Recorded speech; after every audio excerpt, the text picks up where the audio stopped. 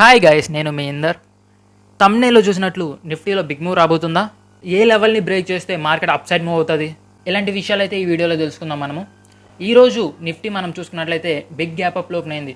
But big gap up open అయినా సరే 1 అవరే up side move అయింది. దాని తర్వాత 3 అవర్స్ అయితే మార్కెట్ ఫాలే కనిపించింది మనకి.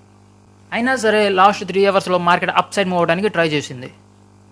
ఈ 3 క్యాండిల్స్ మనం చూసుకున్నట్లయితే లాస్ట్ 3 అవర్స్లో మార్కెట్ అప్ సైడ్ మూవ్ అవడానికి ట్రై చేసింది. ఎక్కడి వరకు వెళ్దామని ట్రై చేసింది? ఈ 22,500 అనే లెవెల్. ఇది సైకాలజికల్ నెంబర్ అనమాట.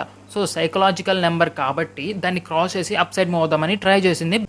సో మనకి 22,500 అనే లెవెల్, ఇది సైకలాజికల్ నెంబర్ మాత్రమే కాదు, నిఫ్టీలో హై అన్నమాట. నిఫ్టీలో మనకి బిగ్ మూవ్ రాబోతుంది. ఈ 22,500 అనే లెవెల్ని బ్రేక్ చేసి మార్కెట్ అప్ సైడ్ మూవ్ అయిందంటే మాత్రం మనమైతే పొజిషనల్గా ట్రేడ్ ఎగ్జిక్యూట్ చేయొచ్చు నిఫ్టీలో. కాబట్టి ఎవరైతే పొజిషనల్ ట్రేడ్ తీసుకోవడానికి రెడీగా ఉన్నారో, వన్స్ ఈ 22,500 అనే లెవెల్ని బ్రేక్ చేసి మార్కెట్ అప్ సైడ్ వెళ్ళిందంటే మాత్రం మీరు 500 పాయింట్స్ అన్న టార్గెట్గా ప్లేస్ చేసుకోవచ్చు నిఫ్టీలో. ఓకేనా? మనం నెక్స్ట్ బ్యాంక్ నిఫ్టీ కనుక చూసుకున్నట్లయితే, బ్యాంక్ నిఫ్టీలో కూడా ఈరోజు మార్కెట్ గ్యాప్ అప్లో ఓపెన్ అయింది.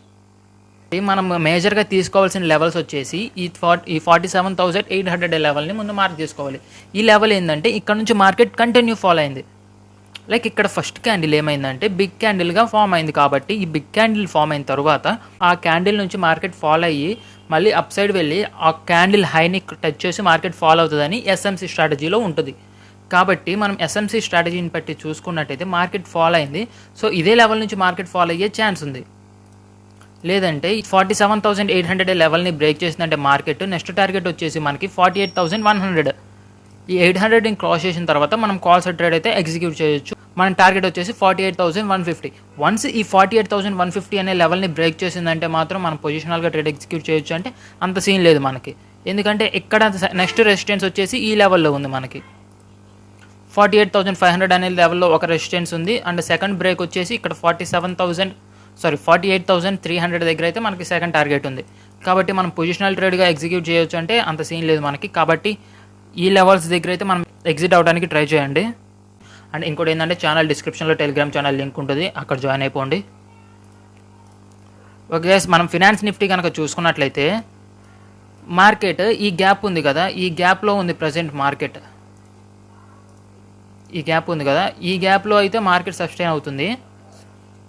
కాబట్టి రేపు మార్కెట్ గ్యాప్ అప్లో ఓపెన్ అయినా న్యూట్రల్గా ఓపెన్ అయినా ఈరోజు హై ఏదైతే ఉందో ఈ క్యాండిల్ హై, ఈ హైని బ్రేక్ చేసి అప్ సైడ్ మూవ్ అయిందంటే మనం కాల్ సైడ్ అయితే ట్రేడ్ ఎగ్జిక్యూట్ చేయొచ్చు.